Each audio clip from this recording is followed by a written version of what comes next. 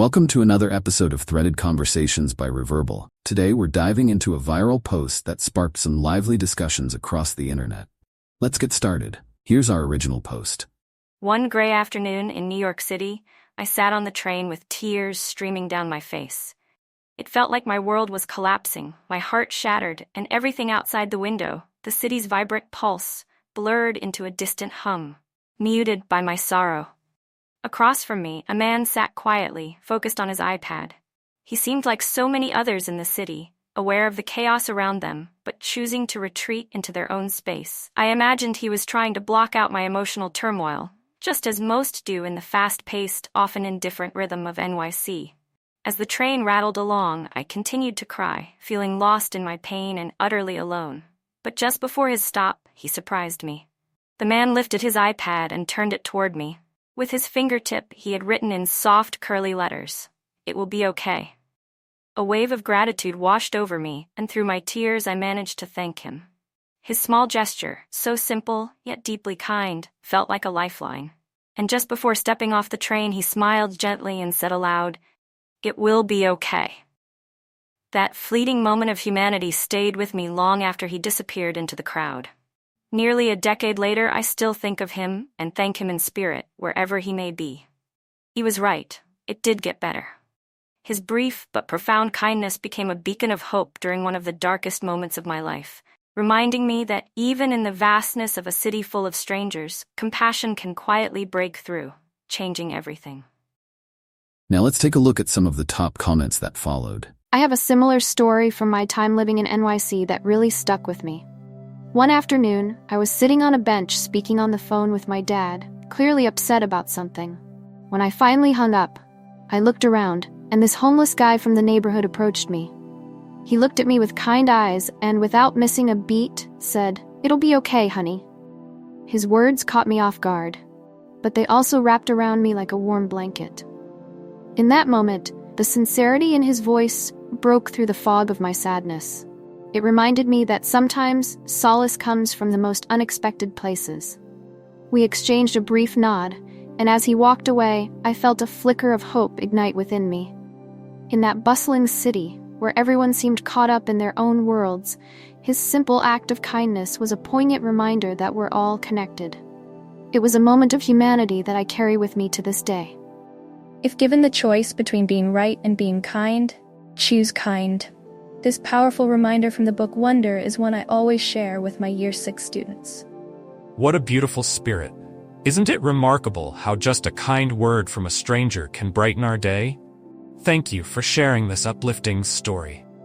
Shortly after losing my best friend, I found myself wandering aimlessly through Lowe's, trying to hold back the tears, though they silently kept falling. A man approached me, sensing my grief, and gently said, "You look like you really need a hug. May I give you one?" I nodded, thanking him as I felt an overwhelming sense of gratitude for his kindness. In that moment, it felt as though Carolyn knew how badly I missed her and had sent someone to comfort me. I'll never forget that gesture. It was a beautiful reminder that even strangers can see our pain and respond with care. When I went to the hospital to collect my mother's belongings after her unexpected passing, I reached a breaking point and couldn't hold back my tears. A kind woman standing next to me in line noticed and gently asked if I needed a hug. When I nodded, she wrapped me in a warm embrace and quietly handed me tissues from her pocket. I wish I could thank her for that moment of compassion. After a minor medical procedure, I found myself in pain and feeling incredibly lonely as I sat on the bus. I had no one to accompany me and no money for a cab. A kind, elderly lady sat beside me and gently said, "Whatever you're going through, you will get through it with God by your side." Then, she wrapped me in a warm hug, offering a comfort I needed more than I could express in words. Even 20 years later, I still cherish that moment of compassion. My philosophy in life is simple. Be kind, however and whenever you can. It doesn't have to be an extravagant gesture. Sometimes it's as simple as letting someone go ahead of you in line, leaving a meal for a flatmate who didn't have time for dinner, or reaching out to a friend who's struggling at work. What may seem like a small act of kindness to you can mean the world to someone else. I always taught my first graders, one kind word can change a person's entire day. We'd discuss how something as simple as a smile or a friendly hello could make a big difference in someone's day. I also made sure they understood the weight of unkind words and how deeply they can hurt. It was important to me that they recognized just how powerful small acts of kindness can be. As a teenager, despite the chaos and pain in my family, especially with my cruel stepfather, I always tried to put on a positive front. I wore a smile, doing my best to be the life of the party. But there were moments when I just couldn't keep it together anymore, and I'd escape to the backyard, feeling unbearably low and completely despondent. That's when I'd feel a cold nose nudge my elbow. Without a word, I'd scoop him up and bury my face in his neck, crying into his fur. My loyal dog, Darwin, gave me quiet love and comfort during some of the darkest times in my life. He was so intuitive, always sensing when I needed him the most. I miss him dearly, more than words can express. I truly believe that little guy helped pull me through. I found myself ugly crying at a red light, fully immersed in a moment of deep vulnerability. The driver of the SEPTA bus next to me noticed and unexpectedly opened his door and began to sing, "A Change Is Gonna Come." That happened 31 years ago, but I will always remember that kind-hearted man. We need to teach young children that kindness is a superpower. And it truly is. While we may not always see the immediate effects of our kindness, it's evident from these posts just how impactful even the smallest gestures can be. My grandmother often told me that if I made eye contact with someone, I should share a smile and a hello. I believe it with all my heart. If I catch your eye, you're getting a smile and a hello. I was moved to tears reading about the kindness so many people have experienced from strangers. It's a gentle reminder that we shouldn't lose faith in humanity just yet. This post really resonated with me. It's incredible how even the smallest acts of kindness can have such a profound ripple effect. Sometimes a few simple words from a stranger can remind us that we're not alone, even when it feels like our world is crumbling. Sometimes, a few kind words can lift us up when we need it most. I found myself crying on a bus when a man sitting across from me quietly handed me a tissue. Just before he got off at his stop, I managed to say, "Thank you." He gave me a kind smile and simply said, "Take care." Sadly, I was at the airport on my way to visit my mom in the hospital when I received the news of her passing. In that moment of despair, a compassionate woman approached me, offering tissues and a hug, along with a bottle of water. Her kindness was comforting, and I am eternally thankful for her presence during that difficult time. I was standing at my daughter's graveside, silently crying, when a gentleman walking by gently rested his hand on my shoulder and walked on. It was just a moment, but I've never forgotten him.